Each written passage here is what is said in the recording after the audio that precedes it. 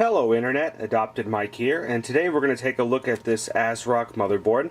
This is a B350 Gaming-ITX AC, so we can take a look at the outside of the box here. We can see that it supports the Ryzen, and it is Ryzen 2000 ready, so this will work with the Zen Plus architecture.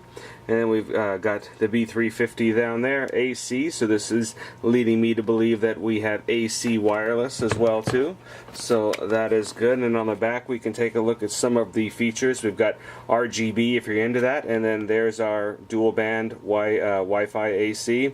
We've got a sound blaster built in, an Intel LAN, which is real nice, PCIe steel slot, and then Ultra M.2 PCI Gen 3x4. So for a tiny motherboard, it definitely has all of the features. So let's take it out of the box and take a look. So in the box, starting off, we've got a pair of antennas for the Wi-Fi.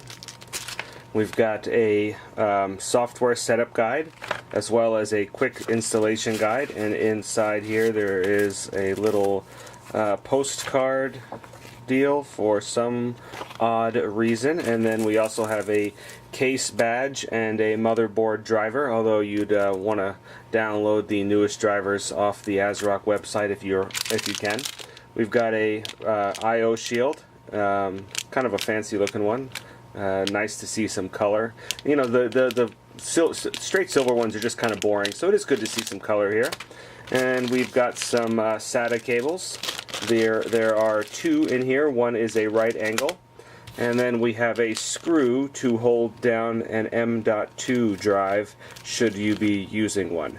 And then we've got the motherboard as expected. So let's get it out of the bag and take a closer look.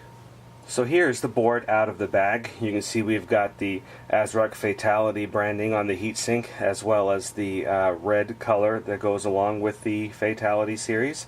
In the center here we've got, well, roughly the center, we've got our AM4 socket, so that'll support the Ryzen and Ryzen 2000 series of processors, both obviously the R series as well as an APUs or Athlon series. However, depending on which CPU you use, it will change this by 16 PCI Express slot here. So if you're using an APU or an Athlon CPU, then this is going to be by 8. But if you use the full Ryzen, the R3, R5, or R7, then you'll get by 16 connectivity here.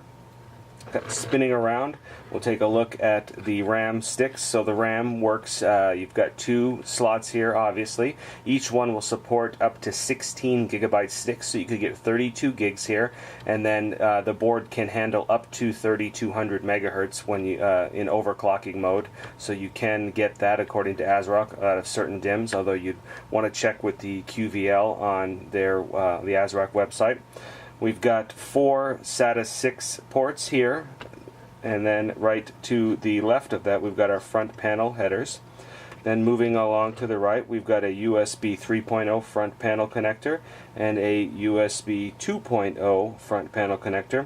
There's our 24-pin power, and as we come around we can see one 4-pin fan header there, and we have another 4-pin fan header to the right of the RAM sticks. Then we have a single USB 2.0 front panel header, which is kind of an oddity nowadays to see a single one, but it's pinned out for USB 2.0. We've got LED fan connector there right on top of that in the white, and then coming around again we've got our 8-pin CPU power right there. And that pretty much, well, I did miss this here. We've got our front panel audio, and that pretty much will round up the top of the board. And before I forget to mention, the back of the board is actually where we get our M.2 connector for a PCI Express 3.0 by 4. So that's the full fat version there, so you could get an NVMe SSD, and it goes on the back. So it's a little weird that it goes on the back, but I've seen that primarily on ITX motherboards. Since there's not enough room on the front, they'll pop it on the back.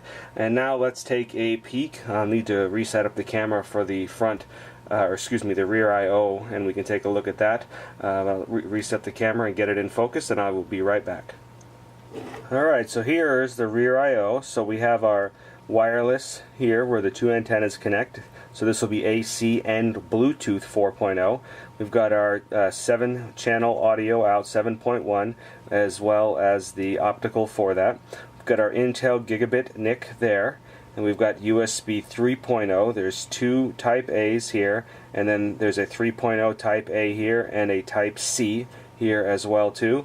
We've got 2 HDMI ports out, although that will depend on what processor you use. You will have to use an APU for these 2 HDMIs to work. If you use a Ryzen, you will need to buy a dedicated graphics card. We have a combo PS2 port for mouse or keyboard there, and we have 2 USB 2.0 ports just on the top of that. Okay, now let's go ahead and wrap this up. So to wrap it all up, this board is going to be great for a mini, small form factor type light duty gaming or something like that. It definitely would be paired well with an R5. It's got some heat sinks on the VRMs, and it's got a decent power delivery. I don't know if I would, try to do some heavy overclocking with it or with an R7, but this would be a good R3, R5, or an APU based board, like for example the 2200G or 2400G, stuff like that. Not a bad setup. It would get you by for quite some time. It's got a lot of the premium features on it for a budget-oriented board as well too. So I think anybody looking in that range to budget to mid would be pretty happy with what this board has to offer.